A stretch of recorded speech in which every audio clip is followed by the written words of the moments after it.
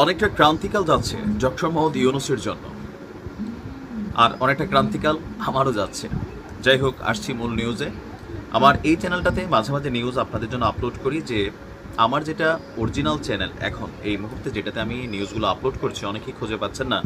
এই ভিডিওটির নিচে যে কমেন্টগুলো আছে, জাস্ট কমেন্টে আপনি একটা টাচ করেন, টাচ করার পরে সেখানে একটা লিঙ্ক পাবেন পিন কমেন্টে। ওই লিঙ্কটাতে ক্লিক করলে সরাসরি আমার নতুন যে চ্যানেল নাইম কোরিয়া সেইখানে চলে যাবে। ওইখানে আপনারা সাবস্ক্রাইব করে নোটিফিকেশন অন করে রাখবেন, যখন নিউজ আপলোড করি আপনাদের কাছে পৌঁছে যাবে। এখন গেল মাসখানেক ধরে প্রথম দিকে সরকার পতনের পর আওয়ামী লীগ যতটা বেকায়দা ছিল, সারা বাংলাদেশ থেকে এক ধরনের নাই হয়ে গেছিল, এখন কিন্তু আস্তে আস্তে বিভিন্ন জায়গায় আওয়ামী লীগের আবির্ভাব ঘটছে। ইভেন ইন্টারনালি একজন মেজর ইস্যুতে আপনারা দেখছেন যে অনেক ধরনের তথ্য বের হয়েছে, যে আর্মির একজন রানিং মেজর সাদেক তিনি কিভাবে আওয়ামী লীগের নেতাদেরকে ট্রেন করছেন। এই নিউজটা আমি আমার নতুন চ্যানেলে ডিটেলস আপলোড করেছি, সেখানে গিয়ে আপনারা দেখে আসতে পারেন যে বিষয়বস্তুগুলো কি। অপরদিকে অনেকটা কোণঠাসা হয়ে আছে এই মুহূর্তে এনসিপি। তাদের সারা বাংলাদেশ জুড়ে যে সমন্বয়করা রানিং এবং সাবেক ছিলেন, তাদের মধ্যে অনেকগুলো বিভাজন হয়েছে। বৈষম্য বিরোধী ছাত্র আন্দোলন এখন আর এনসিপির সাথে ওতপ্রোতভাবে জড়িত নেই।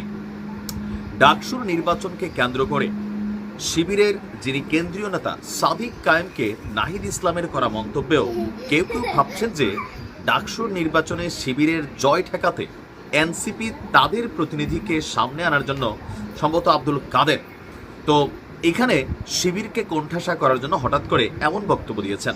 অপরদিকে বৈষম্য বিরোধী নেত্রী উমামা তিনি আবার নিজেকে এই ডাকসুর ভিপি হিসাবে তিনি নির্বাচন করবেন এমন ঘোষণা দিয়েছেন। অপরদিকে প্রশাসনের ভেতরেও নানান ধরনের অ্যাক্টিভিটিস চলছে, দাবি করা হচ্ছে। আমরা দেখছি মাঝে মাঝে বেশ কিছু পুলিশ কর্মকর্তাকে বরখাস্ত করা হচ্ছে। আবার অনেক জায়গায় আওয়ামী লীগ তাদের গোপন মিটিং মিছিল চালিয়ে যাচ্ছে। ঝটিকা মিছিল তো দেখলামই। ইভেন গোপালগঞ্জের ঘটনার পর গাজীপুর সহ আরো বেশ কিছু ঘটনা সামনে আসছে, যেখানে একত্রিত হচ্ছে আওয়ামী লীগ।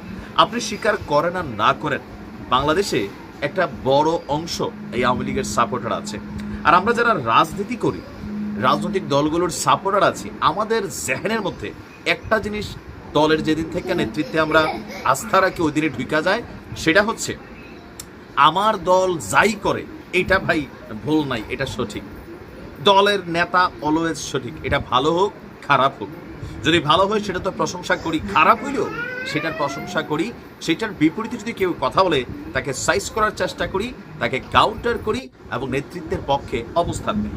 আরেকটা জিনিস আমাদের রাজনৈতিক দলগুলো আমাদের জেহানের মধ্যে ঢুকাই দিছে, যে আপনি যেই দল করেন এই দলের বিপরীতে যে দলগুলো আছে তাদের কোনো প্রশংসা করা যাবে না।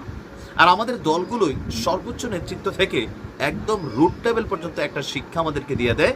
বিপরীত দলের নেতাদেরকে বা বিপরীত আমার অপছন্দের যে রাজনৈতিক দলগুলো আছে তাদের নেতাদেরকে অপমান করাটা হচ্ছে রাজনৈতিক একটা শিষ্টাচার। কিন্তু এই জিনিসগুলোর কারণেই বাংলাদেশে সরকার পরিবর্তন হোক, প্রেক্ষাপট পরিবর্তন হোক, এই দেশে প্রকৃতপক্ষে বাংলাদেশের যে ভাগ্য পরিবর্তন হওয়ার বিষয়টা সেইটা ঘটে না। যাই হোক, নিয়মিত নিউজ আপলোড করব আমার নতুন চ্যানেলে, আপনারা নিউজগুলো দেখবেন। ভালো থাকবেন।